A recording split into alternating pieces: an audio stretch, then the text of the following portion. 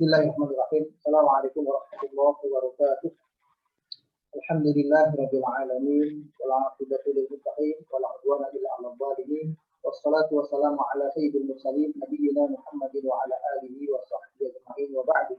Para jemaah sekalian yang dirahmati Allah, semoga kita dalam keadaan sehat selalu dan semoga senantiasa ada dalam tunjuknya di Allah Subhanahu wa taala. Kita puji Allah Subhanahu wa taala yang telah membimbing kita sampai sejauh ini tetap dalam keadaan iman Islam ini. Semoga dilimpahkan salam dan salawat kepada teladan kita semua Nabi kita Muhammad Sallallahu Alaihi Wasallam.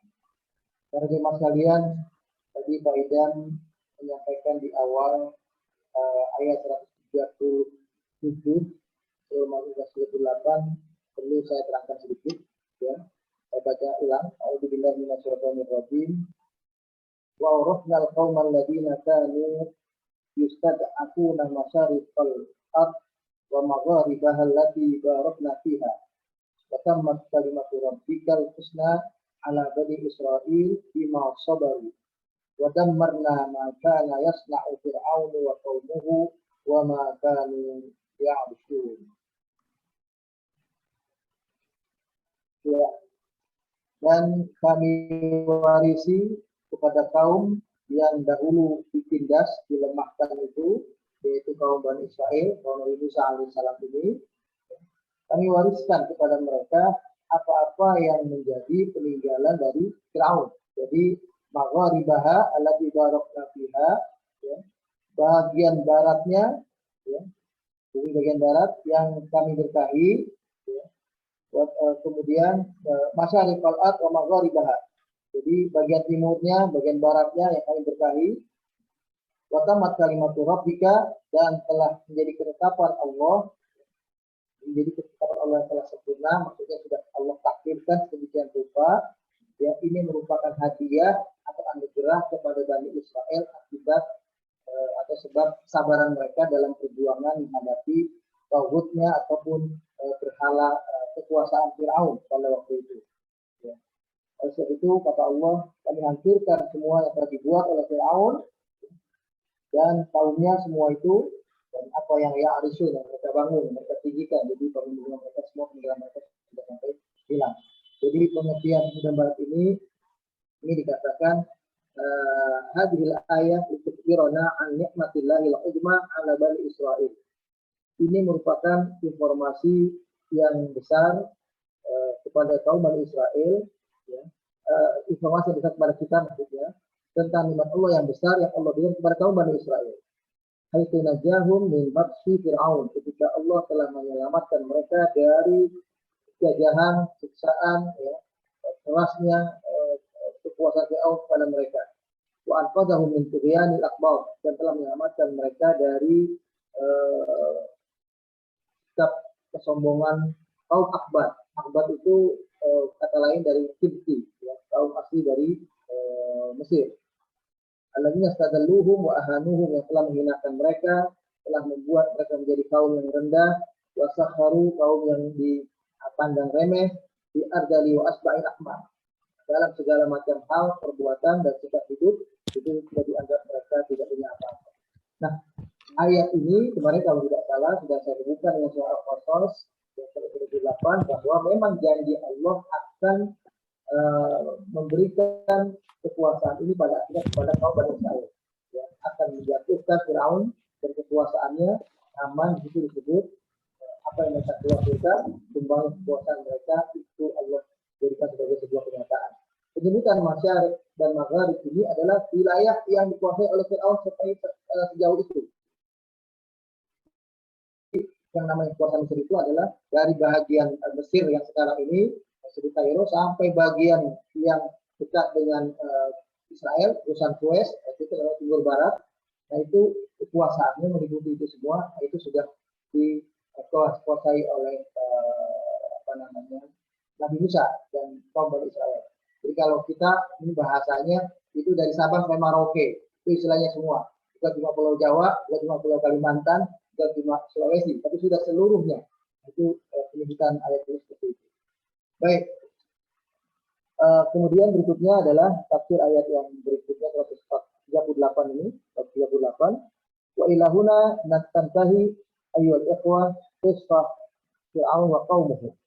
Di sini memang telah selesai kisah Fir'aun dan kaumnya. Wa ma kana min natijatihim al-mukhziyah, dan apa yang menjadi kesudahan dari kehidupan mereka yang berupa kehinaan, kejatuhan. Allati baqiyat izzatun wa ibratun ala madal azman, yang akhirnya menjadi pembelajaran dari ibrah buat manusia yang hidup pada zaman yang panjang setelah itu. Wa yang tadi al-hadits an Bani Israil. Dan kita akan memulai di ayat berikutnya ini adalah penjelasan tentang keadaan Nabi Musa dan Bani Israil. Wa ma aghdaqallahu alaihim minan ni'am al-jisa, dan apa yang telah begitu banyak, telah begitu melimpah, ya Allah berikan kenikmatan, kekuatan kembali kepada kaum Bani Israil. Wa arahu minal ayatil idham, dan bahkan Allah perlihatkan kepada mereka tanda-tanda kekuasaannya, berupa mukjizat Nabi Musa yang jelas mereka lihat, ya, sebagai kaum yang terselamatkan bersama Nabi Musa alaihissalam, kaum Israel tersebut. Tasliyatan lil mu'minin walir rasuli alaihi salatu wassalam. Sekaligus ini menjadi hiburan, menjadi penenang bagi orang-orang mukmin dan bagi para dan bagi Rasulullah SAW pada waktu itu yang sedang berjuang menghadapi kekerasan dari kekuasaan kaum Quraisy. Ya. Wa tudzakiru ma qabala bihi al-yahud ni'amallahi wa islalihi, dan mengingatkan kita tentang bagaimana sikap orang-orang Yahudi dalam memandang nikmat yang Allah limpahkan kepada mereka, kelebihan-kelebihan yang Allah berikan kepada mereka yang ternyata tidak mereka sikapi dengan sikap syukur yang semestinya. Wa tilka hiya tabi'atul yahud al-muta'assilah fi nufusihim. Ini adalah merupakan karakter wataknya Bani Israel, ya, wataknya kaum Yahudi yang terus sampai kepada masuk ke dalam jiwa-jiwa mereka, minat tamarrud wal inad, sikap keras kepalanya yang biasa tidak mudah untuk berubah, ya, walaupun perubahan itu adalah dengan dasar ilmu, dengan dasar pengetahuan. Wa fihim yaqulul bari laqad asma'uhu, alhamdulillah Allah Subhanahu wa taala berfirman dengan mengatakan tentang kisah berikutnya dari kaum Bani Israil ini adalah di ayat 38, wa jawazna bi Bani Israil al-bahra fa'atau ala qaumin ya'kufuna ala asnamin lahum qalu ya Musa ij'al lana ilahan kama lahum aliha qala innakum qaumun tajhalun. Dan telah kami lewatkan kaum Bani Israel dari lautan itu, kita selamatkan yang tidak tenggelam. Atau ala qaumin, lalu kemudian mereka berjumpa dengan suatu kaum. Jadi ketika telah selamat di seberang lautan itu ada kaum yang lain. Nah, kaum yang lain itu ternyata adalah kaum yang menyembah berhala. Ketika melihat ada kaum yang menyembah berhala semacam itu, kaum Bani Israel, umatnya Nabi Musa yang terselamatkan ini, ya, itu meminta kepada Nabi Musa, ya Musa, wahai Nabi Musa, ij'al lana ilahan kama lahum alihah. Buatkan untuk kami Tuhan sesembahan yang bisa kami sembah. Jadi ada bentuknya, ada wujudnya, yang mudah kami langsung sujud kepadanya, beribadah kepadanya. Sebagaimana ada pada kaum tersebut Tuhan, mereka punya berhala, ya, yang disimbolkan sebagai simbol penyembahan kepada Tuhan. Lalu mereka juga minta simbol tersebut. Qala innakum qaumun tajhalun, maka Nabi Musa mengatakan, memang kalian adalah kaum yang jahil, kaum yang sudah betul-betul luar biasa kejahiliahannya. Inna haula mutabbarun ma hum fihi wa batilun ma kanu ya'malun. Ya. Sesungguhnya kata Nabi Musa, mereka itu nantinya juga sama seperti dengan kaum yang lain yang berbuat syirik, yang tidak menyembah Allah saja. Mereka adalah kaum yang nantinya mutabbar. Jadi dalam bahasa Arab, mutabbar itu nanti mereka akan hancur, akan binasa, akan hilang. Wa batilu ma kanu ya'malu, dan apa yang mereka perbuat dengan ibadah yang semacam itu adalah ibadah yang sia-sia, ibadah yang tidak ada nilainya dan tidak akan memberikan apapun ganjaran bagi mereka di sisi Allah Subhanahu wa taala. Jadi jangan diikuti mereka mestinya. Jadi ia adalah ajab, al-ujab min sani'i haula'il yahud. Ungkapan mufassir begini, sungguh mengherankan, betul-betul heran di atas heran. Jadi keheranan yang luar biasa dari perbuatan kaum Bani Israel ini. Aghraqallahu aduwahum Fir'auna wa qaumahu. Allah baru saja menenggelamkan ya, musuh mereka, musuh Allah juga, musuh ketidakbenaran ini. Jadi musuh paham yang batil ini, gitu, yaitu Fir'aun dan pengikutnya. Baru saja Allah tenggelamkan mereka. Wa najahum mimma kanu fihi minal zulm wal istihad. Dan begitu pula Allah selamatkan kaum Bani Israil itu sendiri dari apa yang diperbuat oleh Fir'aun dan kelompoknya, dari kezaliman Fir'aun, dari tindakan keras, tindakan kekejaman Fir'aun. Wa'awrasahum diyara zalimin. Dan Allah telah mewarisi kepada mereka itu kampungnya, ya, orang-orang yang zalim ini. Jadi artinya Allah berikan kepada mereka. Jadi kampungnya Fir'aun itu sendiri sebetulnya kekuasaannya termasuk yang di seberang laut. Itu maksudnya bukan seperti itu. Jadi apa yang diperoleh oleh Musa dan pengikutnya itu juga bahagian dari kekuasaan Fir'aun itu sendiri. Jadi bukan hanya yang di seberang lautan yang mereka sebelumnya, di seberangnya juga itu milik mereka. Wahada minal makna masyariq wal maghrib. Bagian ini mengatakan inilah juga mungkin makna dari kata timur dan barat. Jadi ada yang di seberang laut, ada yang di seberang laut sebelahnya. Fa'adu ilal lujad, fa'adu ilal lajjadi wal inad. Tapi sayangnya kaumnya Nabi Musa ini kembali kepada lajjad wal inad. Ini dalam bahasa Arab lajjad wal inad ini artinya kurang ajar, keras kepala. Lajjad itu keras kepala, inad itu pokoknya kita nolak aja, ya. Yatlubuna min nabiyihim Musa an yasna lahum asnaman, ya. Yataqarrabuna bi ibadatihim ila Allah. Mereka meminta kepada nabi mereka yaitu Musa alaihissalam agar dibuatkan untuk mereka berhala, ya. Untuk membuat mereka jadi lebih dekat kepada Allah Tuhan mereka. Jadi sebetulnya kaum Bani Israil ini maksudnya juga tetap menyembah Allah, tapi mestinya ada simbolnya. Dan Allah nggak nampak, nggak kelihatan, simbolnya mesti ada. Simbol itu adalah bentuk berhala. Itu maksudnya kaum Bani Israil. Wa innahu lamuntahal himaqah was-sifah. Ini merupakan ujungnya dari sikap kebodohan kejahilian yang luar biasa. Walihada dzakarahu Musa bi uslub ta'ajjub wal istinqar limithli hadha talab al-ajib. Maka dari itu Allah menerangkan tentang Nabi Musa, sikapnya ya yang penuh keheranan, penuh sesuatu yang sangat nggak terpikirkan sebelumnya, ya, bahwa kaumnya akan meminta sebuah permintaan semacam itu. Mimman yadda'a al-iman wa tauhid, dengan begitu saja meninggalkan keimanan dan tauhid yang sudah mereka pahami selama ini. Nah, itu dia berikan dalam surat dalam ayat yang ke-140. Ya. Qala aghairallahi abghikum ilahan wa huwa faddalakum 'alal 'alamin. Ya. Musa mengatakan, apakah terhadap selain Allah lagi kalian mengharapkan supaya aku mengajak kalian beribadah kepada Tuhan selain Allah? Padahal Allah telah memberikan tafdil, keutamaan yang begitu banyak, ya, kepada kalian dan dibandingkan dengan apa yang diperoleh oleh umat-umat sebelumnya. Itu seperti itu. Nah, ini perubahan kisah dari kisah Nabi Musa bersama dengan Fir'aun dengan kisah Nabi Musa bersama dengan kaum Israel. Saya ingin mengajak juga barangkali tidak salahnya mengutip keterangan dari saya tutup di dalam tafsirnya beliau, ya, saya buka di tafsirnya tertutup kita, ya. Beliau katakan begini, fi hadha dars tamdi qissah Musa alaihissalam fi halaqatin ukhra. Berikutnya kita akan memasuki episode kisah Nabi Musa dalam bentuk topik yang berbeda, topik yang lain. Jadi bukan topiknya yang kemarin dengan Fir'aun. Ma'aqawmihi Bani Israel, bersama kaumnya yaitu kaum Bani Israel. Ba'da id anjahumullahu min aduwihim wa aghraqa fir'auna wa mala'ahu wa dammara ma kanu yasna'una wa ma kanu ya'rishun.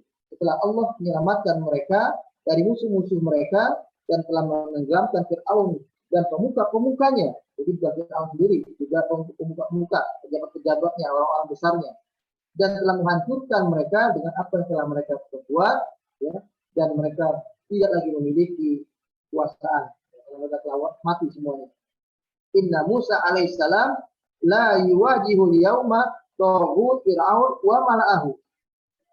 Jadi jadi Nabi Musa sekarang, kata saya kutip ini, Nabi Musa sekarang diterangkan dalam ayat berikutnya, maksudnya tidak lagi menghadapi kedurhakaan, kesombongan, taghutnya Fir'aun, pejabat-pejabatnya, pembesar-pembesarnya lagi. Faqad intahat al-ma'rakah ma'a taghut. Telah selesai ya, peperangan bersama dengan taghut itu, ya, dengan kesombongan, kebesaran, kekuasaan Fir'aun tadi. Walakinnahu yuwajihu ma'rakah ukhra. Akan tetapi sekarang ini beliau menghadapi perang yang lain, perang yang berbeda. La'allaha asyad wa aqsa wa atwal amadan. Perang yang sesungguhnya menjadi lebih panjang, lebih berat, lebih tidak mudah dijalani sebetulnya. Ya, yaitu perang menghadapi kaum Bani Israel, kaumnya sendiri maksudnya. Innahu yuwajihul ma'rakah ma'an nufus al-basyariyah. Karena beliau setelah itu akan berperang dengan jiwa-jiwa manusia yang punya masa lalu yang sangat kelam. Yuwajuha ma'a rawasibal jahiliyah fi hadhihi nafs. Beliau, Nabi Musa maksudnya, akan menghadapi kenyataan kaum Bani Israel yang masih punya endapan-endapan jahiliyah dalam jiwanya. Sikap-sikap ya kalau terjajah ada sikap a priorinya, rendah dirinya ada, kemudian ada sikap sudah ketakutan saja dengan yang namanya suara keras, dengan yang namanya kekuasaan otoriter, dengan namanya segala macam bentuk penguasa yang punya harta yang besar yang banyak, tentu akan berpikirnya bentar lagi akan mereka ditindas lagi. Wa yuwajiha ma'a rawasibal dhulli alladhi afsada tabi'at Bani Israil. Dan Nabi Musa akan menghadapi endapan-endapan kehinaan yang dimiliki oleh kaum Bani Israel, ya, sebagai karakter dan otak mereka, ya, yang pada waktu itu sudah hidup sampai ribuan tahun dan kekuasaan yang dijajah semacam itu. Jadi ini sebagian malah mengatakan 3.000 tahun, ya, itu dialami oleh kaum Bani Israel, ya, sampai kepada masa maksudnya dihitung sebelum mereka sampai kepada Nabi Yakub alaihissalam. Karena Nabi Yakub itulah yang disebut dengan Israel. Ya. Jadi kalau sejarah Israel itu adalah dari nama Nabi Yakub. Ya. Ada yang mengartikan Isra dari perjalanan malam beliau yang sering untuk beribadah kepada Allah. Asra yusri, Isra'an dalam bahasa Arab. Itu adalah dalam bahasa Ibrani, itu nama Tuhan. Ya, Allah itu dalam bahasa Ibrani itu disebutnya Ili. Ya. Ili itu adalah nama Allah. Ya. Kalau kita menyebutnya Rab, Ilahi, di sana menyebutnya Ili. Nah, makanya disebut Israel. Nah, Israel itu adalah Nabi Yakub alaihissalam. Jadi balik dari Nabi Yakub. Ada dia yang mengartikan Israel itu Isra dalam arti yang suka takarrub, dekat kepada Allah. Itu demikian. Ya. Terlepas dari itu, tapi mana yang benar, apakah Isra dalam arti perjalanan malam atau Isra dalam arti takarrub? Tapi yang dimaksud adalah nisbah kepada apa yang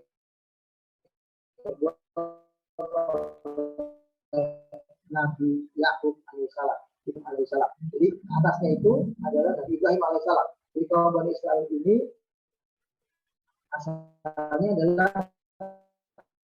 kaum yang sangat dekat dengan Allah. Ya, bagaimana Israel disebutkan kepada Nabi Yakub alaihissalam.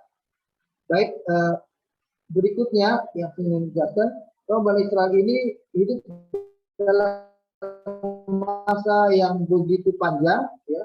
Walaqad asya Bani Israil fi hadzal adab qawlan asyu fi dhillilha wa fi dhillil hidup, ya, kaum Bani Israil ini dalam sebuah kehidupan yang penuh dengan siksaan yang begitu panjang, mengalami siksaan yang panjang. Mereka hidup dalam kehidupan yang penuh dengan irhab. Irhab itu kalau bahasa kita irhab itu teroris, ya. Jadi hidup dengan penuh ketakutan yang mengancam. Kemudian hidup dalam masa penyembahan berhala. Ya. Sebelumnya dan penyembelahan kekuasaan pada masa Firaun. Asyu yaqtulu Fir'aunu abna'ahum wa yastahyi nisa'ahum. Mereka hidup pada zaman ketika Fir'aun membiarkan hidup kaum laki-laki mereka, ya, anak-anak laki mereka, dan membunuh kaum laki-laki mereka, anak-anak mereka yang laki-laki, dan membiarkan hidup kaum perempuan mereka. Fa'idha fatara hadha naw'ul bus'u minal irhab al-wahsyiyu, ya.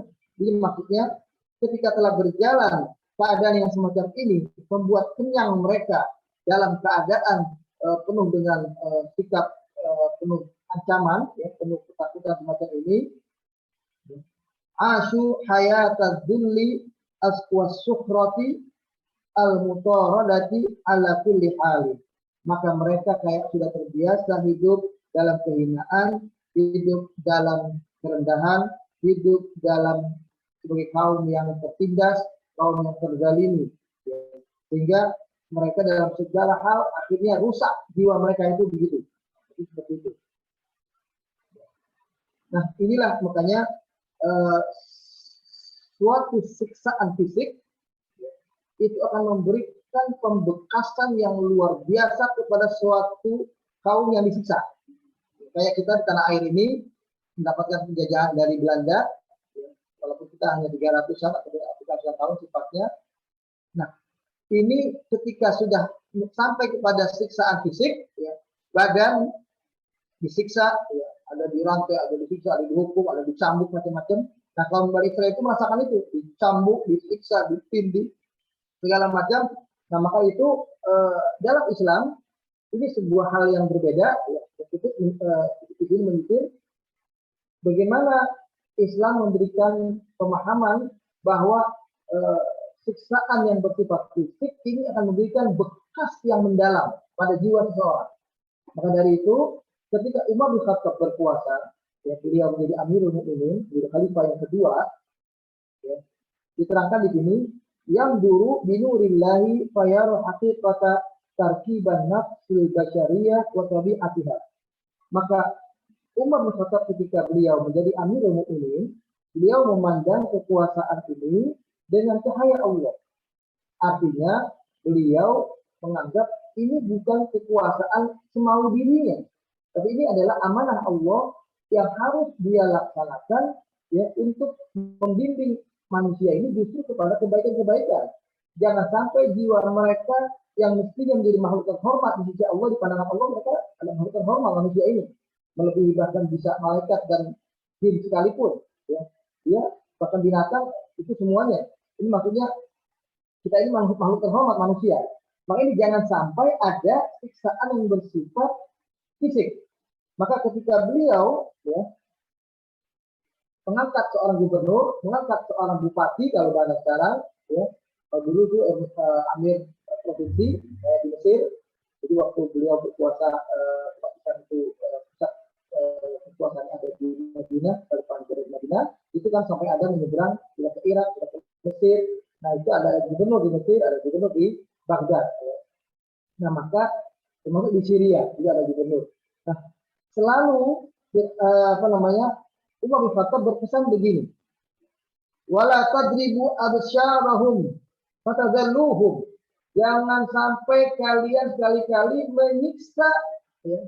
Kalau mau menghukum rakyat kalian, jangan sampai menghukum fisik, hukum sampai mencambuk mereka, katakanlah sampai membuat luka kulit mereka, badan mereka, maka itu akan membuat mereka hina. Jadi jangan sampai terjadi hukuman seperti itu.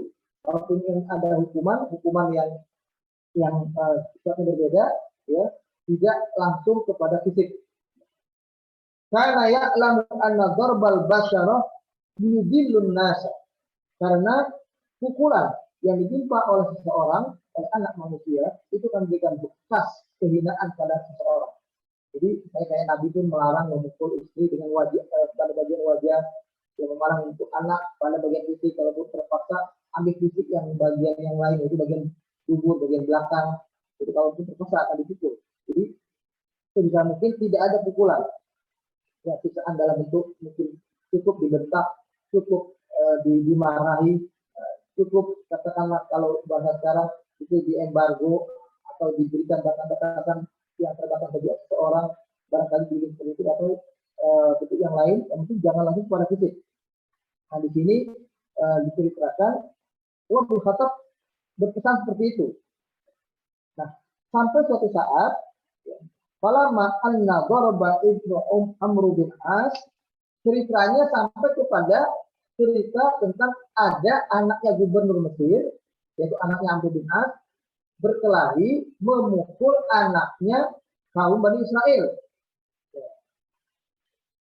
Bukan, di sini anaknya kaum asli dari orang Mesir. Ya, jadi di sini diceritakan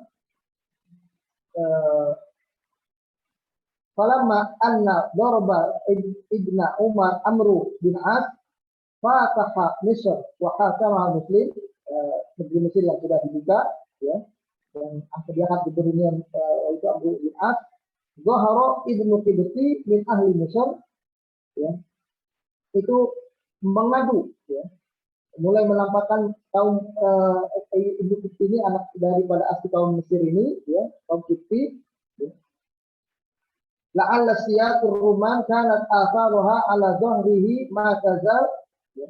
Padahal jajahan yang dialami oleh kaum Qibti, kaum Mesir ini, dengan jajahan kaum Romawi sebelumnya, ya, beratus-ratus tahun mereka juga mengalami siksaan dari kaum Romawi, itu boleh dibilang begitu mengalami siksaan, begitu mengalami kejadian yang terjadi, jadi ada hukum anaknya gubernur menghukum anaknya salah seorang kaum Qibti, ya, di Mesir ini. Mereka langsung ngadu kepada Umar bin Khattab, liyashku ila Umar bin Khattab wasafaro syahron ala zahri naqah, sampai berjuang naik unta berangkat ke Madinah untuk bertemu dengan Umar bin Khattab sebagai khalifah, ya, supaya bisa ngadu. Padahal itu perjalanan sebulan, ya, dengan unta dari Mesir ke Madinah perjalanan sebulan.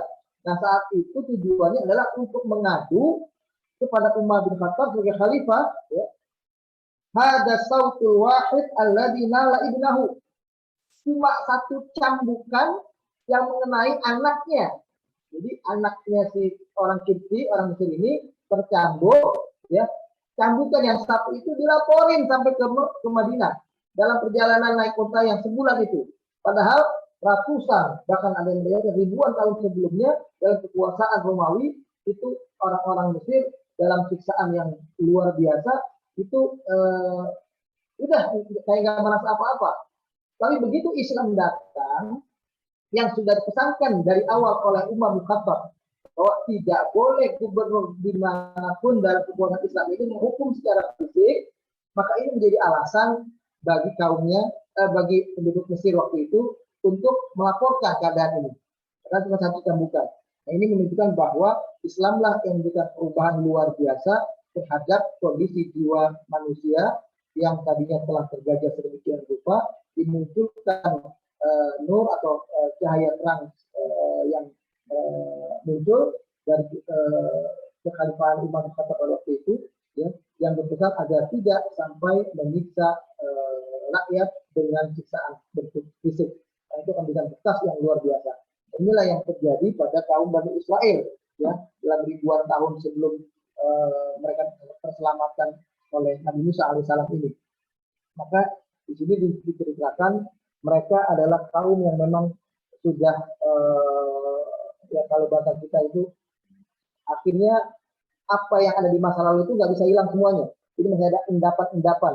Ini kalau dalam bahasa Arab itu disebutnya ini kalimatnya kalau saya tutup, ya, itu mereka masih punya yang namanya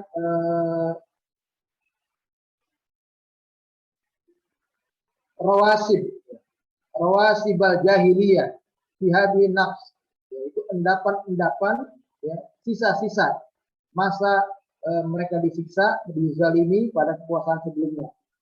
Ini yang membuat kaum Bani Israel itu keadaannya seperti itu. Jadi istilahnya keadaannya mereka digambarkan di sini lebih lanjut. Kalau saya tutup, ini Begitu mengatakan innahal adwa tusibul arwah kama tusibul ajsam. Yang terjadi pada kaum Bani Israel ketika mereka mendapat siksaan pada masa Fir'aun dan kekuasaan sebelumnya yang menyiksa mereka, yang menzalimi mereka, itu adalah sampai tidak hanya kepada badan saja. Jadi dari badan yang tersiksa membekas sampai kepada jiwa mereka. Jadi tusibul arwah sampai kepada ruh mereka itu kena istilahnya. Walakinnaha la tusibuha hatta yakuna ladaiha istidad wa tahayyu wal alqabilah wa hiya tabi'atu Bani Israil. Namun demikian yang seperti itu sebetulnya tidak bisa atau istilahnya bisa hilang sebagaimana yang pernah dialami oleh Nabi Musa alaihissalam ketika mengajak mereka buat mereka itu berhadapan dengan Firaun dan bala tentaranya. Artinya ada keberanian, ada sedikit mau melawan. Di kondisi itu waktu itu boleh dibilang di masa Firaun itu kan tidak terbiasa orang terbiasa dalam kejahiliaan, terbiasa dalam salah, terbiasa dalam kemungkaran. Jadi kalau ada yang mau bangkit itu kita ujungnya kita jatuh juga kita kalah ngapain nah, itu begitu. Nabi Musa lah yang memulai perlawanan yang akhirnya membuat mereka bisa pada akhirnya menjatuhkan kekuasaan Fir'aun. Tapi rupanya endapan-endapan bekas pengaruh zaman kekuasaan Fir'aun yang telah menyiksa mereka, menjajah mereka lama seperti itu tidak hilang atau tidak mudah hilang begitu saja. Ya. Di sini dikatakan tabi'ah Bani Israel ini ya, jadi tabi'ah mukhalkhalah al-azimah, yaitu tabiat yang tidak mudah untuk hilang ya, menghilangkan masa lalu mereka. Dha'ifatur ruh ini mereka adalah orang yang jadi lemah secara mental, secara jiwa.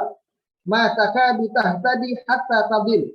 Mereka nggak mudah untuk diberi petunjuk kecuali setelah mereka sesat dulu. Jadi udah sesat jatuh baru bisa dapat petunjuk. Wa ma takadu tartafi hatta tanhitu. Jadi mereka tidak mudah diajak bangkit naik kecuali mereka udah ngalami jatuh dulu. Jadi udah ngalami jatuh dulu baru dia diajak bangkit. Wa ma takadu tamdi fit tariq al-mustaqim hatta tartakis wa tantakis.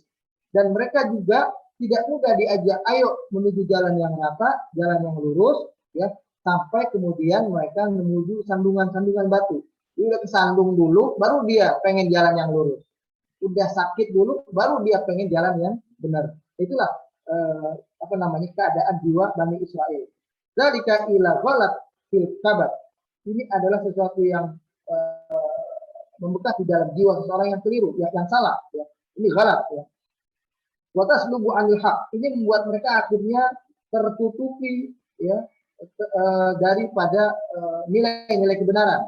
Wa qasawatu fil hissi wasyu'ur, membuat jiwa mereka keras ya. Jadi mereka menjadi orang yang keras kepala ya, keras perasaan ya. Tidak mudah untuk istilah jiwanya itu sudah enggak lembut lagi gitu untuk diajak kepada kebenaran. Susahnya bukan main. Wahahum ula ala tabi'atihim tilka. Itulah yang terjadi ya pada karakteristik atau wataknya kaum Bani Israel. Makanya hahum ula ma yakaduna yamurruna biqaumin yaqufuna ala asnamin lahum hatta yansau ta'lima aktar min al-20 aman mundu an ja'ahum Musa alaihissalam. Begitulah mereka ketika mereka baru saja melewati suatu kaum yang menyembah berhala. Mereka melihat itu, mereka nggak lupa tuh bahwasanya dulu mereka juga pernah melakukan itu setelah 20 tahunan lebih. Jadi Nabi Musa berhadapan dengan Firaun itu dalam sejarah dikatakan 20-an tahun. Ada yang mengatakan 23 tahun. Jadi seperti masa perjuangan Nabi kita Muhammad SAW. Jadi dari Nabi Musa mulai menyuarakan kebenaran kepada Firaun, sampai akhirnya Allah selamatkan dari kejaran Firaun sehingga Firaun tenggelam di laut merah itu adalah masanya 23 tahun. Nah, waktu yang 23 tahun, mestinya kan buat mereka lupa dengan penyembahan berhala itu. Yang sebelumnya, karena sudah diajarin tauhid oleh Nabi Musa alaihissalam, mestinya lupa. Begitu mereka melihat orang-orang lain menyembah berhala, mereka ingat lagi dengan penyembahan berhala seperti itu. Artinya penyembahan Tuhan yang perlu simbol. Mereka ingat lagi. Nah, ini yang membuat karakteristik Bani Israel itu nggak bisa hilang dari endapan jahiliyahnya di masa ribuan tahun sebelumnya. Kemudian dikatakan di sini yang Nabi Musa mengajarkan tauhid kepada mereka. Faqad dzakarat ba'dur riwayat annahu amdo fi Misr salasa isrina wa isrina aman. Ada riwayat yang mengatakan bahwa di Mesir itu Nabi Musa berhadapan dengan Firaun itu masanya 23 tahun. Mundu anna wajaha Fir'aun wa mala'ahu bi risalatihi ila yaumil khuruj min Misr. Dari waktu ketika mulai dia berhadapan dengan Fir'aun, wahyu dari Allah supaya berhadapan dengan Fir'aun, ya, dengan dakwahnya yang mengajak orang kepada tauhid, itu sampai kepada hari mereka terselamatkan dari Mesir, itu mencapai waktu 23 tahun. Mujtazan di Bani Israel al-Bahar, sampai Allah selamatkan dari Bani Israel itu dari lautan. Bal hatta yansau mu'jizah al-lahbah allati anqadhum min Fir'aun. Bahkan kaum Bani Israel ini kayak baru aja Allah selamatkan, bahwa yang menyelamatkan itu adalah Allah, bahwa itu yang keyakinan mereka lah yang buat mereka jadi selamat. Dan ketika mereka akan tidak surat Asy-Syu'ara diterangkan, ya, kalau mau dilihat surat Asy-Syu'ara surat yang ke-26 pada ayat yang ke-60-an itu diterangkan, ya. Falam mataro'al jam'an, tatkala dua kelompok besar itu sudah saling berhadapan, ya. Jadi surat Asy-Syu'ara ayat 61. Falam mataro'al jam'an, ya, tatkala dua pasukan besar, yaitu pasukan Fir'aun dan bala tentaranya di belakang, dan Nabi Musa dengan Bani Israel yang sudah berhadapan dengan laut di depan mereka. Qala ashabu Musa inna lamudrakun. Kaumnya Nabi Musa mengatakan kepada Nabi Musa, ya Musa, kita sudah terkepung, di depan kita laut, di belakang kita Fir'aun dan bala tentaranya yang siap akan membunuh kita semua. Ketika itu Nabi Musa menjawab dengan jawaban yang penuh keyakinan tauhid, penuh dengan keyakinan kepasrahan terhadap pertolongan Allah. Beliau mengatakan, kalla inna ma'aya rabbi sayahdin. Kali-kali tidak benar anggapan kalian. Bersama aku ada Allah Tuhanku. Dia pasti akan memberikan jalan keluar kepadaku. Dia pasti akan menolong aku, kata Nabi Musa alaihissalam. Itu kan berarti adalah baru saja kejadian keselamatan mereka dari kejaran Fir'aun, ya, yang akhirnya Fir'aun tenggelam di Laut Merah itu merupakan pelajaran tauhid. Nabi Musa bersandar kepada Allah, bukan kepada berhala. Seolah-olah itu sudah segera terlupakan. Ya. Karena sejarahnya di situ dilihat ayat 61, 62, 63. Barulah ketika Nabi Musa mengatakan dia percaya kepada Allah, Allah akan menolong beliau. Baru Allah berfirman, "Wahayna ila Musa anidri bi asal bahar fanfalaqo fakana kullu firqin kasawdi alim." Nabi Musa sebenarnya belum tahu bahwa tongkatnya akan bisa membelah laut. Kalau dia sudah tahu sebelumnya, maka jawaban Nabi Musa, "Kalla inna indil asal." Tenang, saya punya tongkat. Bila darabtu al bahar, kalau saya putuskan tongkat ini ke laut, saya falaku, maka laut ini akan terbelah. Tapi Nabi Musa tidak memberikan jawaban semacam itu. Beliau memberikan jawaban tauhid, bahwa bersama beliau ada Allah Tuhannya, dan Allah akan pasti menolong beliau, menyelamatkan beliau. Itu yang terjadi. Nah, namun yang terjadi pada kaum Bani Israel, mereka dengan mudahnya segera melupakan pelajaran tauhid yang terjadi pada peristiwa Allah menyelamatkan mereka dari kejaran Fir'aun dan bala tentara. Nah, kemudian kita akan lihat lagi sebelumnya ini. Lihat lagi berikutnya di ayat 141-nya. Di sini merupakan pelajaran tentang bagaimana kelanjutan dari apa yang Allah terangkan di dalam ayat 140, bahwa Nabi Musa mempertanyakan mereka yang sudah dapat karunia Allah yang begitu besar, tapi mereka ternyata dengan mudahnya bisa lupa, baru saja Allah tolong mereka dari peristiwa besar itu. Jadi ayat berikutnya ini, summa tataba'atil ayatu wa hiya tutali'una bi uslubiha al-aziz an akhbari Bani Israel. Maka ayat-ayat di berikutnya ini 101, 102 dan 103 nanti kita akan dapati ya uslub yang luar biasa, susunan kata yang luar biasa dari Allah tentang firman-Nya ini dalam menceritakan tentang keadaan Bani Israel. Wa ma akramahumullahu bihi min anwa'in ni'am. Betapa Allah telah memuliakan kaum Bani Israel ini dengan berbagai macam kenikmatan-kenikmatan. Jadi nanti akan muncul mujizat Nabi Musa yang membuat mereka punya kelebihan-kelebihan banyak, yang dia mereka semakin yakin dengan kebenaran ajaran Nabi Musa ini mestinya. Haitsu anqadahum min tughyan Fir'aun wa jabaruti. Ya, di mana Allah telah menyelamatkan mereka dari kesombongan kedurhakaan Fir'aun dan pengikut-pengikut pembesar-pembesarnya lainnya. Wa ma kana yaf'aluhu ma'ahum min durubil baqsi wa tanfil. Dan apa yang telah diperbuat dari perbuatan Fir'aun yang telah menyiksa mereka, memukul mereka, menghukum mereka. Faqad ista'badahum wastadallahum. Di mana waktu itu Fir'aun sudah betul-betul sampai menjadikan mereka budak-budak, menggunakan mereka, dikerjakan secara paksa. Ya. Wa qatala abnahum, membunuh anak-anak laki mereka, wastahya nisahum, membunuh anak-anak perempuan mereka. Ila an ahlakahu Allahu wa qaumahu. Sampai akhirnya Allah hancurkan Fir'aun dan bala tentaranya ya, dan kaumnya. Wa najja Bani Israil min dzalikal azab, dan Allah selamatkan Bani Israel dari azab yang menghinakan semacam itu. Wa qad ja'at bil ayatu tudzakiruhum bi tilka ni'am al jalilah. Maka ayat-ayat yang berikutnya nanti akan menerangkan betapa banyak nikmat demi nikmat yang akan mereka Allah berikan kepada mereka. Liyashkuru rabbahum 'alaiha. Semua ini agar kaum Bani Israel lebih mensyukuri, lebih bersyukur kepada Allah mereka. Ya, jadi lebih bersyukur kepada Allah. Wa yastajibu li da'wati, dan agar mereka lebih siap untuk menerima dakwah Nabi Musa yang akan siap dengan ajaran-ajaran sama. Maksudnya akan memberikan petunjuk kepada mereka. Ada dalam kitabnya nanti yang disebut dengan Taurat, bagaimana yang harus mereka lakukan sebagai umat manusia ya, yang bertauhid, yang menyembah Allah ini menjalani kehidupan mereka. Itu mestinya lebih mudah berikutnya akan menerima dakwah Nabi Musa semacam itu.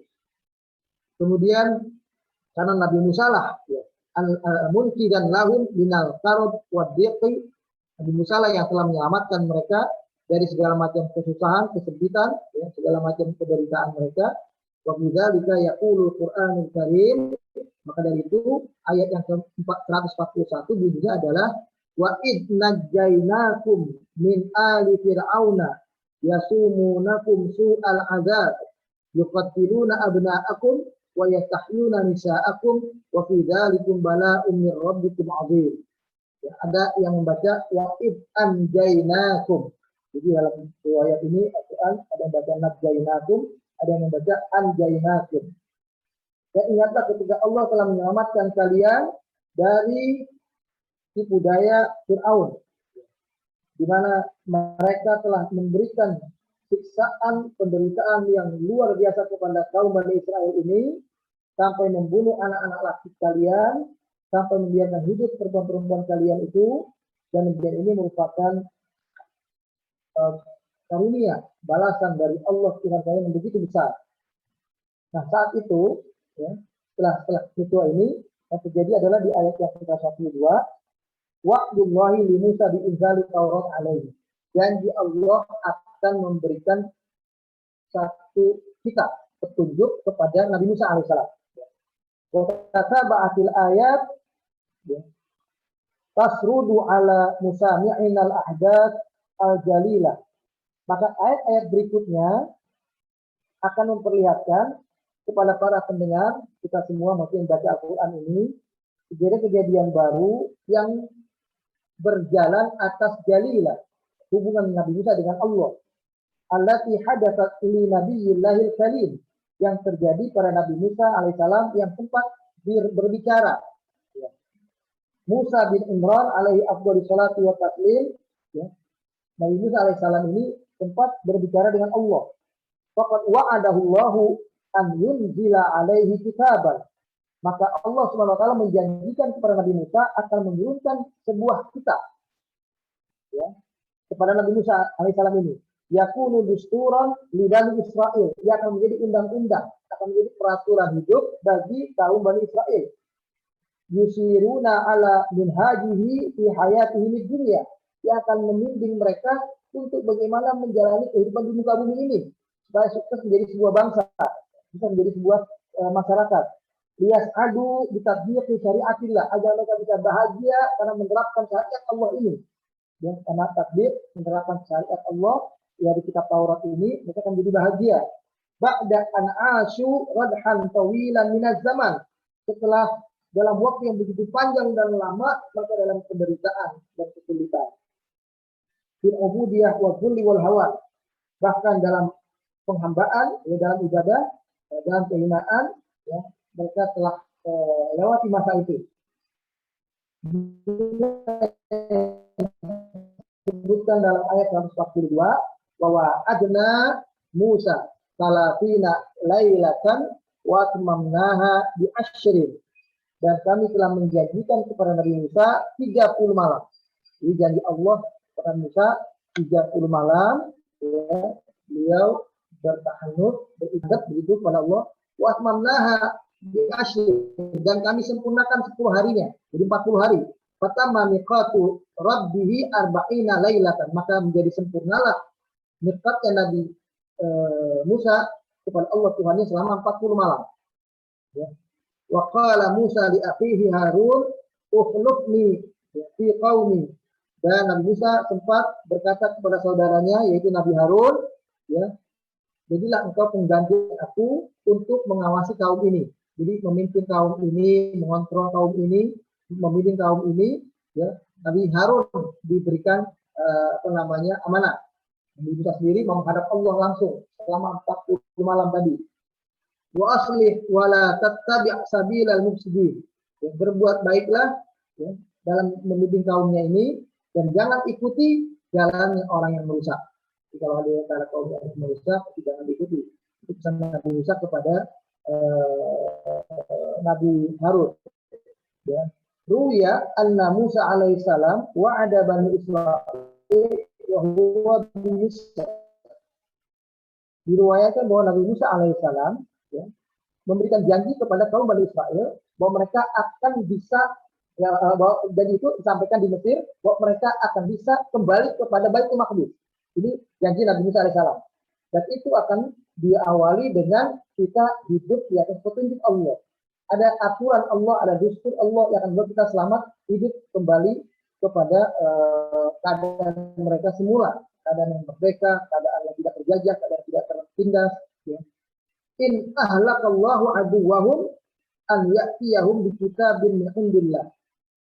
Bahwa jika datang apa yang terjadi di masa lalu, ya, mereka terjajah, Allah selamatkan mereka dari musuh-musuh mereka, bahwa Allah janjikan akan mendatangkan kepada mereka kitab dari sisinya. Fihi bayanun ma ya'tuna wa ma yadaruna. Di dalam kitab Allah itu yang akan Allah janjikan akan ada kepada kaum Bani Israel ini, kitab itu isinya adalah apa yang harus mereka datangi, yang harus mereka perbuat, dan apa yang harus mereka tinggalkan. Ada dalam petunjuk tersebut. Falamma halaka Fir'aun, maka tatkala Fir'aun akhirnya hancur, ya, tenggelam itu dalam bentuk tenggelam tadi, sa'ala Musa rabbahul kitab. Ya, saat itu kaum Bani Israel meminta kepada Musa janjinya. Wahai Musa, mana janji kitab itu? Engkau katanya akan membuat akan memberikan kepada kami kitab yang membimbing kami, menjadi aturan buat kami dalam hidup ini supaya kami bisa selamat hidup, tidak akan kembali terjajah seperti masa-masa sebelumnya, masa lalu. Fa'amarahu bisaumin talatina yauman. Kemudian Nabi Nabi Musa ya ketika yang dapat seperti itu ya sa'ala Musa rabbahu kita Nabi Musa kan waktu itu ingin memenuhi janjinya kepada kaum Bani Israel sebagaimana yang ia terima janji itu dari Allah. Jadi Allah sendiri awalnya berjanji kepada Nabi Musa akan memberikan kepada Nabi Musa kitab yang menjadi hujan petunjuk bagi kaum Bani Israel.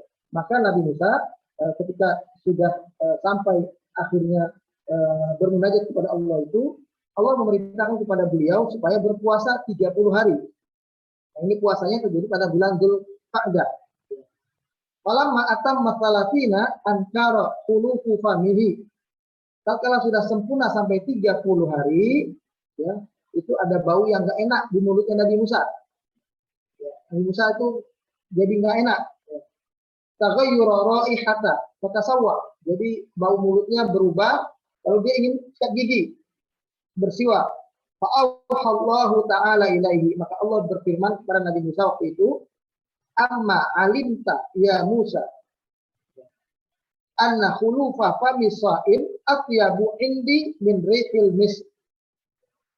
Wahai Musa, ketahuilah oleh engkau bahwa baunya orang yang berpuasa itu di sisiku, si Allah, kata Allah di sisiku itu lebih baik daripada baunya wangi al-misk.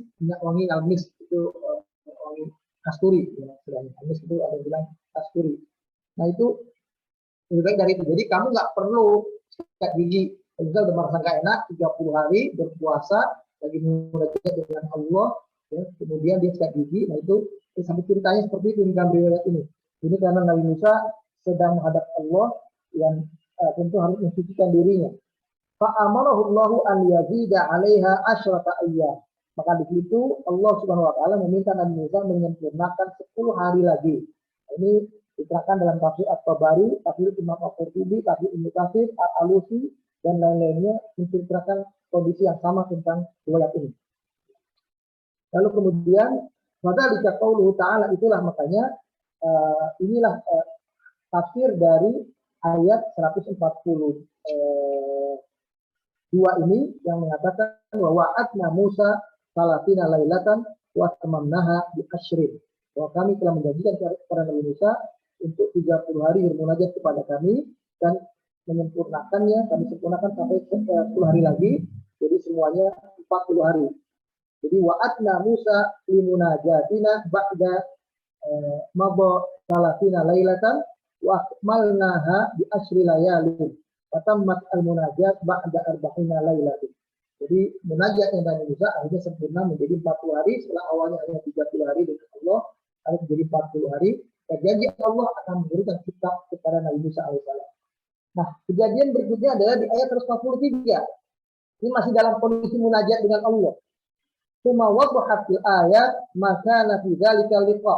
Lalu kemudian ayat berikutnya sedikit menceritakan tentang apa yang terjadi pada waktu Nabi Musa bertemu dengan Allah. Bahwa waktu Nabi Musa berdialog dengan Allah tadi. Bainal aliyyil kabir. Ya. Ketika Nabi Musa bertemu dengan dalam dua pertemuan, dzalika liqa bainal aliyyil kabir wa baina 'abdihi wa rasulihi Musal kalim. Sebuah pertemuan istimewa antara zat yang maha tinggi yang maha besar yaitu Allah dan dengan hambanya dan rasulnya yaitu Nabi Musa alaihissalam. Jadi ayat 143 ini adalah selingan cerita ketika ayat 142 tadi terjadi. Yaitu ketika Nabi Musa sedang munajat 40 hari, ada sebuah peristiwa. Nah, peristiwa ini diceritakan di ayat 143. Ya, memang enggak langsung berhubungan dengan Bani Israel, tapi nantinya akan juga jadi keyakinan Bani Israel dan keyakinan kita umat Islam juga. Ya, di situ. 143 itu diceritakan tentang ya, haitu innahu ba'da an sami al-kalamil jalil ba'da an sami al-kalamal jalil, bahwa yang terjadi adalah ketika Nabi Musa sudah mendengarkan Allah berbicara dengan dia, ya, jadi ada suara Allah, ya, Nabi Musa alaihissalam, istaqa ila ru'yati rabbih. Nabi Musa rindu, pengen melihat Tuhan. Jadi sudah dengar Allah berbicara kepadanya, Nabi Musa berkeinginan juga ingin melihat Allah Subhanahu wa taala. Fatalaba minallahi jalla wa ala, maka dia minta kepada Allah jalla wa ala an yuriyahu zatahu al-muqaddasah, agar Allah memperlihatkan zatnya yang agung itu. Jadi Nabi Musa minta agar Allah memperlihatkan dirinya. Ya. Di sini, yakni bil basar, ya, melihat dengan mata kepala maksudnya. Di anna taladdus bisima'i kalamil habib, karena mendengar suara Allah saja dia merasa sebuah kenikmatan yang luar biasa. Jadi nikmat, enak gitu rasanya mendengarkan suara Allah. Bagaimana dengan melihat Allah? Pasti lebih enak lagi. Makanya Nabi Musa pengen melihat Allah. Yazidu fil syauqi ilaihi wal hanin. Jadi rasanya pengen lagi, ada kayak kita udah kangen gitu, rindu banget pengen dapat melihat Allah Subhanahu wa taala. Jadi saat itu Nabi Musa karena mendengar suara Allah sudah seperti itu, enaknya, maka dia membayangkan bagaimana kalau melihat Allah, itu akan lebih enak lagi. Fahuwa qad sami'al kalam duna wisatatil malak. Bayangkan, Nabi Musa waktu itu mendengarkan suara Allah langsung tanpa perantara malaikat. Duna wisatatil malak, tanpa perantara malaikat. Jadi kalau dalam bahasa itu malak itu satu malaikat ya. Kalau malaikat itu beberapa malaikat sebetulnya. Jadi dia sudah merasakan nikmat mendengarkan suara Allah langsung tanpa perantara. Fahabba an yutimma lahu surur bi ru'yatil maulal jalil. Maka dia ingin menyempurnakan nikmatnya itu setelah nikmat mendengar dengan nikmat melihat. Saat itu demikian. Maka ayat 103 inilah bunyinya. Walamma ja'a Musa limiqatina, maka tatkala Musa sudah ada dalam munajat dengan kami, dalam pertemuannya dengan kami itu, ai lil waqtil ladzi haddatnahu lahu, ya, wa kallamahu rabbuhu, yaitu waktu yang sudah Allah tentukan, yaitu 40 hari, yang Allah telah berbicara dengan Nabi Musa. Di penghujungnya Nabi Musa bilang begini, Rabbi arini andur ilaika, ya Allah, ya, perlihatkanlah dirimu agar aku bisa melihat engkau, kata Nabi Musa. Qala Allah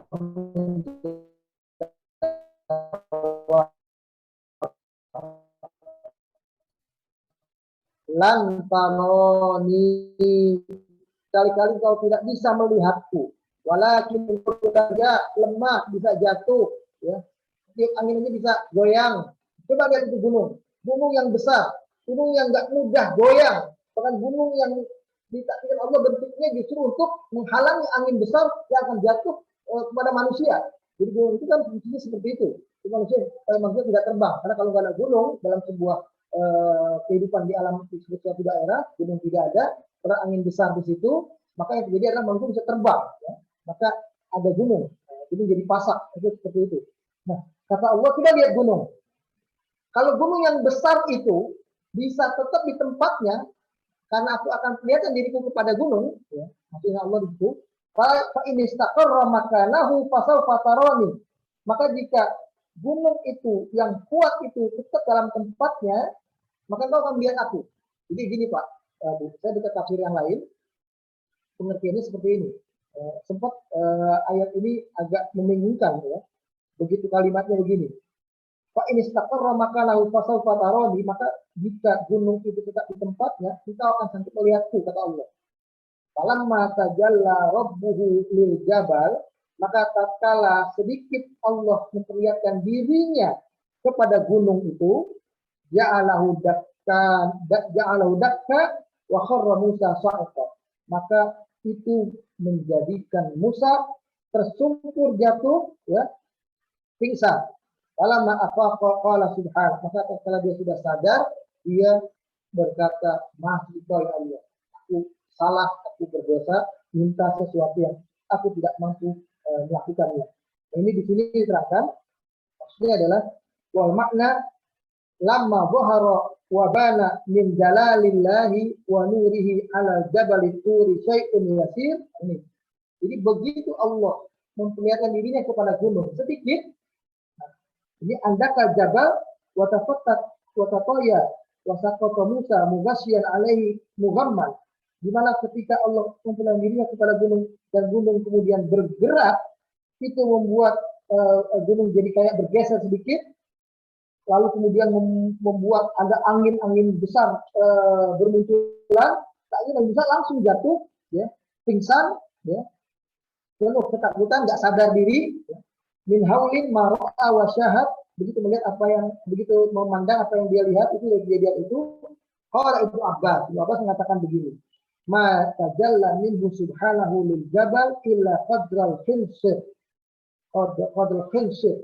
Allah tidak memperlihatkan dirinya kepada gunung kecuali sekedar satu kelingking.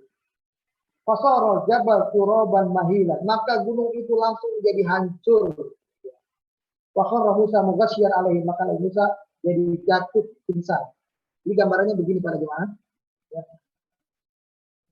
bahwa ketika Nabi Musa minta Allah diperlihatkan kepada dirinya, Allah bilang, coba lihat gunung yang kuat itu. Gunung yang kuat itu saja tidak sanggup melihatku, itu maksudnya. Kalau gunung itu sanggup aku perlihatkan diriku kepada gunung, ya, maka engkau akan sanggup melihat. Tapi ternyata begitu Allah perlihatkan dirinya kepada gunung sedikit saja, sebesar kelingking tadi kalau menurut tafsirnya Ibnu Abbas, ya, sebesar kelingking, Allah perlihatkan cahayanya kepada gunung, gunung langsung hancur. Bayangkan gunung yang sebesar itu, maka bagaimana dengan Nabi Musa? Kalau kelingking Allah tadi kepada gunung itu lihat kepada Nabi Musa.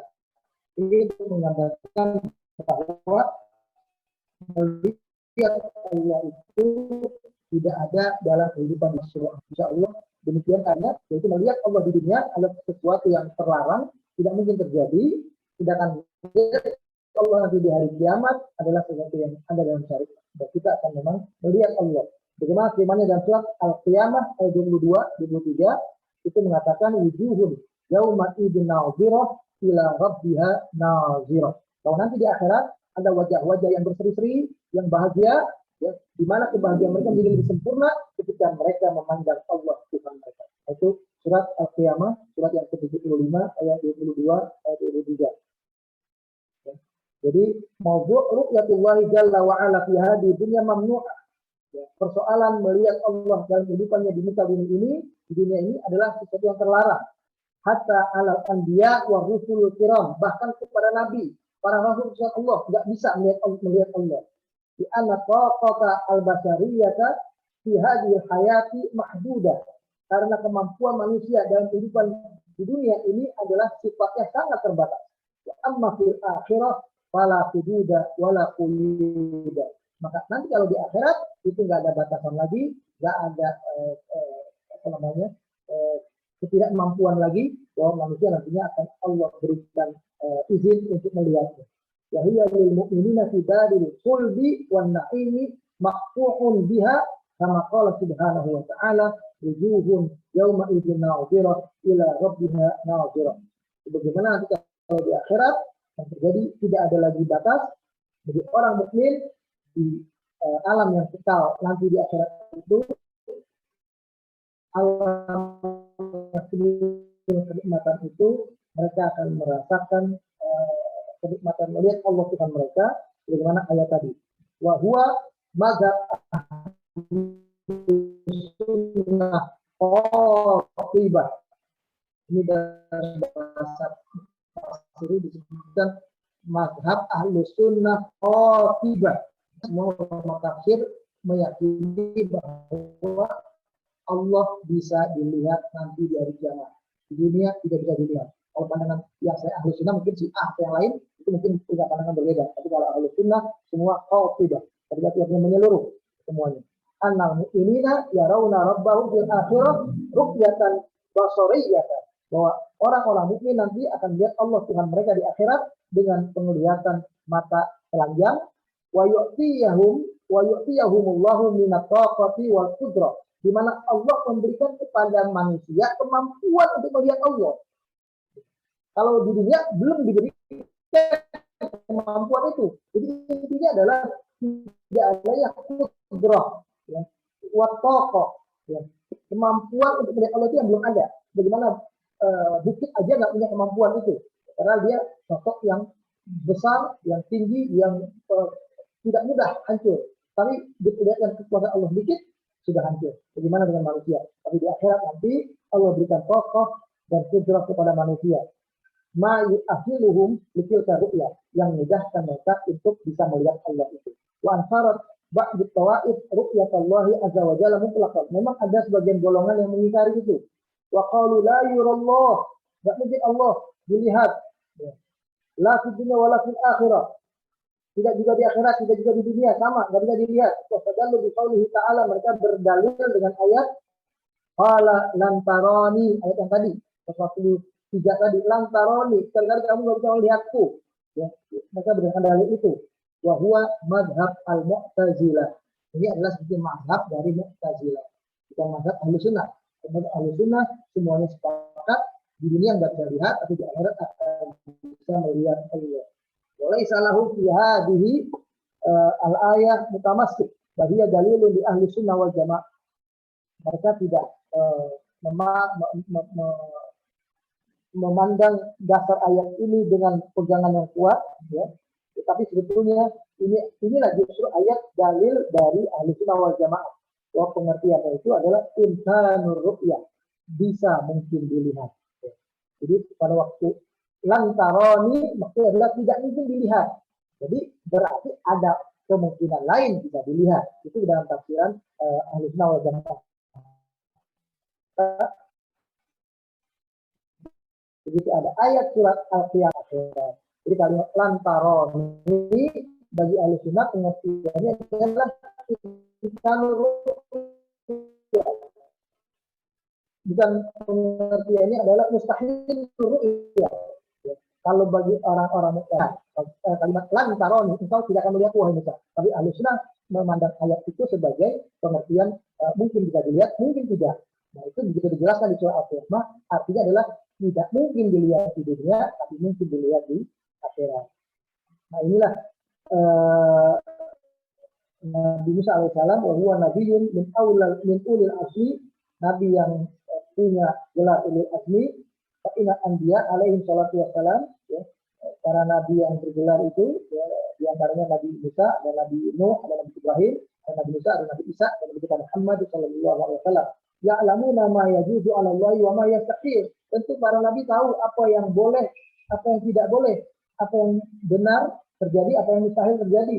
Walau kana fi ru'ya mustahilah, lakana fil jawab lahu rijzun wa ighlazun. Seandainya melihat itu adalah sebagai sesuatu kemustahilan, maka jawabannya bukan lantaran, itu begitu menurut mufassir ini.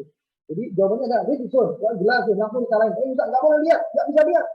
Itu ini sesuatu yang enggak boleh terjadi. Jawabannya begitu. Itu yang dikatakan oleh para ulama. Kama qala ta'ala li Nuh alaihi salam, sebagaimana dialog Allah bersama dengan Nabi Nuh alaihi salam, ketika Nabi Nuh bilang bahwa saya innahu min ahli, itu anakku si Kan'an yang akan ketika ada bencana banjir itu udah naik sampai ke bukit, anaknya masih di bukit, itu disuruh ayo naik. Ya. Anaknya jawab sa'awi ila jabal, saya akan naik pokoknya ke atas biar saya selamat. Ternyata Nabi terjadi demikian rupa, anaknya juga nggak naik kapal juga, tetap naik ke atas, akhirnya nggak selamat. Ketika Nabi Nuh minta kepada Allah, itu adalah keluargaku, ya, selamatkan ya Allah, maka Allah menjawab, ini langsung jawaban Allah. Kalau hal yang tidak mungkin, jawabannya begini, fala tas'alni ma laisa laka bihi ilmun, jangan kamu minta sesuatu yang kamu nggak tahu di dalamnya. Nah, mestinya jawaban Allah kepada Musa juga serupa, fala tas'alni ma laisa laka bihi ilmun. Jangan kamu tanya apa yang kamu nggak mungkin tahu tentang hal itu. Inni a'izuka an takuna minal jahilin. Beginilah aku ajarkan engkau, wahai Nabi Nuh, maksudnya agar engkau tidak menjadi orang yang jahil. Ya, jadi begitulah kalau dialog yang diyakini oleh ahli sunnah wal jamaah, kalimat lantaroni mengandung pengertian imkan ru'yah, mungkin bisa dilihat. Sama dengan ayat yang lain, ya, laukana fi ru'ya ghairu mumkin fil akhirah.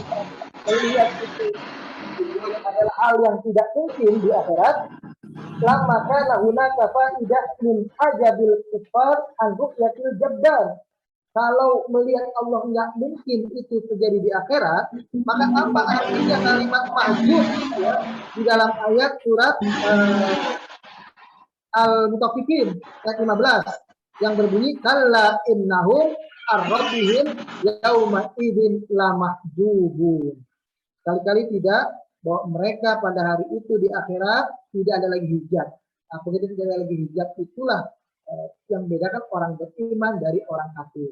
Orang kafir tetap terhijab, orang beriman tidak ada hijab. Nah, pengertian salah satu hijab itu adalah hijab dalam konteks melihat Allah Subhanahu wa Ta'ala. Inilah barangkali kajian kita sampai ayat 143. Meskipun 143 ini nggak langsung bercerita tentang keadaan tabiat Bani Israel, tapi lebih kepada menceritakan apa yang terjadi dalam situasi kondisi ketika Nabi Musa munajat dengan Allah selama 40 hari. Ternyata ada kejadian soal Nabi Musa merasakan nikmat yang besar, mendengar suara Allah, lalu ingin mendapatkan nikmat yang lebih berupa ingin melihat Allah, tapi ternyata Allah tidak kabulkan yang kehidupannya di dunia ini, dan nanti Allah akan kabulkan di akhirat untuk kita semua sampai kepada umat Nabi kita Muhammad Sallallahu Alaihi Wasallam. Sampai di sini barangkali Pak Idam dan para jemaah sekalian yang saya hormati, saya batasi karena kesempatan kita untuk berdialog. Ya. Silakan. Baik, jazakallah khairan Ustaz Rusdi. Kayaknya suaranya tadi agak terputus-putus Pak Rusdi sebagian. Sebagian ya. Ya, di akhir tadi agak terputus-putus, mungkin ada beberapa. Tapi saya menangkap artinya di akhir di diskusinya tadi adalah bahwa kita tidak mungkin melihat Allah, wajah Allah. Itu mungkin yang dari begitu kaitan, dan kalau itu terkait juga doa Nabi Nuh terhadap untuk menyelamatkan anak, kalau memang sudah menjadi perintah Allah atau ketentuan Allah, itu nggak akan mungkin terjadi. Dan mungkin tadi kalau saya tangkap di awal, lama terjajah itu membuat jiwa jadi lemah. Kemudian kita melihat bahwa janji Allah itu ditepati. Kemudian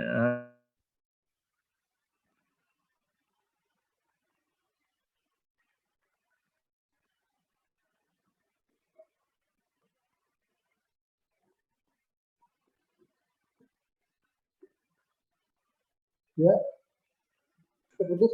Pak Idamnya hilang.